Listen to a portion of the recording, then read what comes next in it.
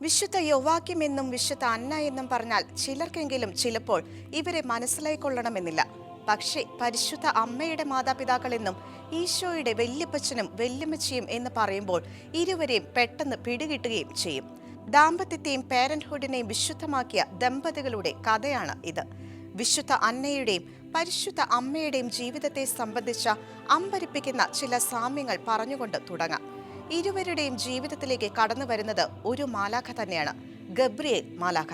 പരിശുദ്ധയായ മകളെ പ്രസവിക്കുമെന്ന് അന്നയോട് അറിയിച്ച ഗബ്രിയേൽ മാലാഖ തന്നെയാണ് പരിശുദ്ധാത്മാവിനാൽ ഗർഭം ധരിച്ച് ഒരു പുത്രനെ പ്രസവിക്കുമെന്ന മംഗളവാർത്ത പരിശുദ്ധ അമ്മയെ അറിയിക്കുന്നത്.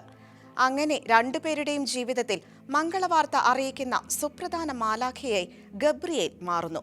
പക്ഷേ അന്നയെ അറിയിച്ച സദ്വാർത്തയെ നാം മംഗളവാർത്തയെന്ന് വിശേഷിപ്പിക്കുന്നില്ല എന്ന് മാത്രം. അതെന്തായാലും ഒരു കുഞ്ഞ് ജനിക്കുന്ന വാർത്ത മംഗളവാർത്ത അല്ലാതെ വരുന്നില്ലല്ലോ. അന്നയ്ക്ക് 24 യോവാക്യമിന് 42 വയസ്സുള്ളപ്പോഴായിരുന്നു ഇരുവരുടെയും വിവാഹം. വിവാഹശേഷമാണ് ഇരുവരും നസ്രത്തിലേക്ക് വന്നത്. നീതിനിഷ്ഠരും ദൈവഭക്തരുമായ ദമ്പതികളായിരുന്നു അവർ. പക്ഷേ 20 വർഷം കാത്തിരുന്നിട്ടും ആ ദമ്പതികൾക്ക് ഒരു കുഞ്ഞ് പിറന്നിരുന്നില്ല. തന്മൂലം അവർ അത്യധികം ദുഃഖിതരും സമൂഹത്തിനു മുന്നിൽ അപമാനിതരുമായി. കുഞ്ഞുങ്ങളുണ്ടാകാത്തത് ദൈവശാപമായി കരുതുന്ന ഒരു മനോഭാവം ഇക്കാലത്തും ഉണ്ടെന്ന് ഓർക്കണം. പക്ഷേ ദൈവഭക്തർക്കും ചില കഠിനമായ പരീക്ഷണങ്ങളിലൂടെ കടന്നു പോകേണ്ടി വരുമെന്നാണ് യോവാക്യമിന്റെയും അന്നയുടെയും ജീവിത കഥ നമ്മെ ഓർമ്മിപ്പിക്കുന്നത്. അയൽവാസികളുടെ വാക്കുകളിൽ മനം നൊന്ത യോവാക്യം പ്രാർത്ഥനയ്ക്കും ഉപവാസത്തിനുമായി ഹെർമോൺ മലയിലേക്ക് പോയപ്പോൾ നാട്ടുകാർ പറഞ്ഞ അപഖ്യാതി അന്നയെ ഉപേക്ഷിച്ചു പോയി എന്നായിരുന്നു.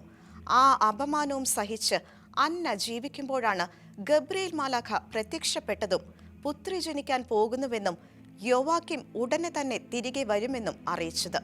നന്ദി പറയാനായി ജെറുസലേം ദേവാലയത്തിലേക്ക് ഓടിയ അന്ന സുവർണ കവാടത്തിൽ വെച്ച് യോവാക്യമിനെ കണ്ടുമുട്ടി.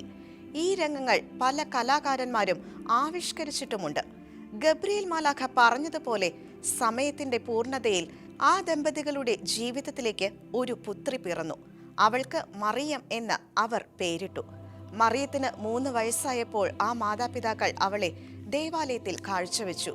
ദൈവം തന്നു, ദൈവം എടുത്തു എന്ന് വാഴ്ത്തിയ ജോബിനെ പോലെ ദൈവം തന്നു, ദൈവത്തിന് തന്നെ നൽകണം എന്ന ബോധ്യമായിരിക്കാം അവരെ അതിന് പ്രേരിപ്പിച്ചത്. 1585 സിക്സ്റ്റസ് 5 പാപ്പ മറിയത്തെ ദേവാലയത്തിൽ കാഴ്ചവെച്ച സംഭവത്തെ ആരാധനക്രമത്തിലെ ഒരു പ്രധാന തിരുനാളായി പ്രഖ്യാപിച്ചു. പൗരസ്ത്യ സഭയിൽ 4-ാം നൂറ്റാണ്ട് മുതൽ വിശുദ്ധ അന്നയുടെയും യോവാക്യമിന്റെയും തിരുനാൾ ആചരിച്ചിരുന്നു എങ്കിലും 15-ാം നൂറ്റാണ്ടോടെയാണ് ആ തിരുനാളിന് സാർവത്രിക സ്വഭാവം കൈവന്നത്. 2-ാം നൂറ്റാണ്ടിന്റെ പാതിയോടെയാണ് മാതാവിന്റെ മാതാപിതാക്കളുടെ കഥ പ്രചരിച്ചു തുടങ്ങിയത്. 170-ൽ രചിക്കപ്പെട്ട യാക്കോബിന്റെ സുവിശേഷങ്ങളിലും ഇവരെക്കുറിച്ചുള്ള വിവരങ്ങൾ ലഭ്യമാണ്. അന്ന എന്ന വാക്കിന്റെ അർത്ഥം വരപ്രസാദം എന്നും യോവാക്യം എന്ന വാക്കിന്റെ അർത്ഥം ദൈവം രക്ഷിക്കും എന്നുമാണ്. ഗ്രീക്ക് ഭാഷയിലെ ഹന്ന എന്ന വാക്കിൽ നിന്നുമാണ് അന്ന എന്ന വാക്ക് ഉരുത്തിരിഞ്ഞത്. ക്രിസ്തീയ ദാമ്പത്യ ബന്ധത്തിന്റെ ഉത്തമ മാതൃകകളാണ് യോവാക്യമും അന്നയും.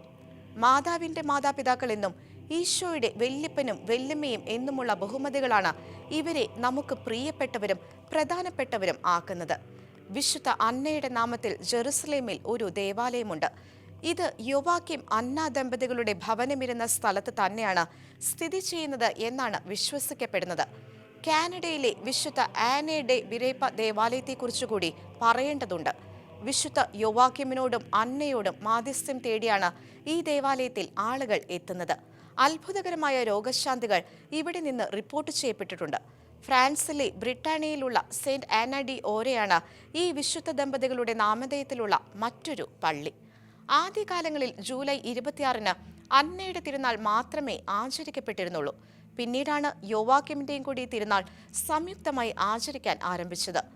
വർത്തമാനകാലത്തിൽ ഈ തിരുനാളിന് കൂടുതൽ പ്രാധാന്യം കൈവന്നത് ഫ്രാൻസിസ് പാപ്പ പ്രഖ്യാപിച്ച ഗ്രാൻഡ് പേരന്റ്സ് ഡേയോടനുബന്ധിച്ചാണ്.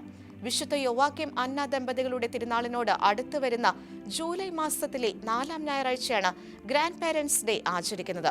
2021 മുതൽക്കാണ് സഭയിൽ ഗ്രാൻഡ് പേരന്റ്സ് ഡേ ആചരിച്ചു തുടങ്ങിയത്. ഈ വർഷത്തെ തിരുനാൾ ജൂലൈ 27-നാണ്. പ്രത്യാശ കൈവെടിയാത്തവർ ഭാഗ്യവാന്മാർ എന്ന പ്രഭാഷകന്റെ പുസ്തകത്തിലെ 14-ാം അധ്യായം 2-ാം വാക്യമാണ് ഈ വർഷത്തെ ദിനാചരണത്തിന്റെ പ്രമേയം. ദാമ്പത്യത്തെ വിശുദ്ധമാക്കാനും മക്കളെ ദൈവോന്മുഖമായി വളർത്താനും അപമാനങ്ങളെയും അവഹേളനങ്ങളെയും ദൈവത്തിന് സമർപ്പിച്ച ആത്മധൈര്യം നഷ്ടപ്പെടാതെ പ്രാർത്ഥിക്കാനും വിശുദ്ധ യോവാക്യമിന്റെയും അന്നയുടെയും മാധ്യസ്ഥ്യം നമുക്കും തേടാം. ഷെക്കേനയുടെ എല്ലാ പ്രേക്ഷകർക്കും വിശുദ്ധ യോവാക്യമിന്റെയും അന്നയുടെയും തിരുനാൾ മംഗളങ്ങൾ.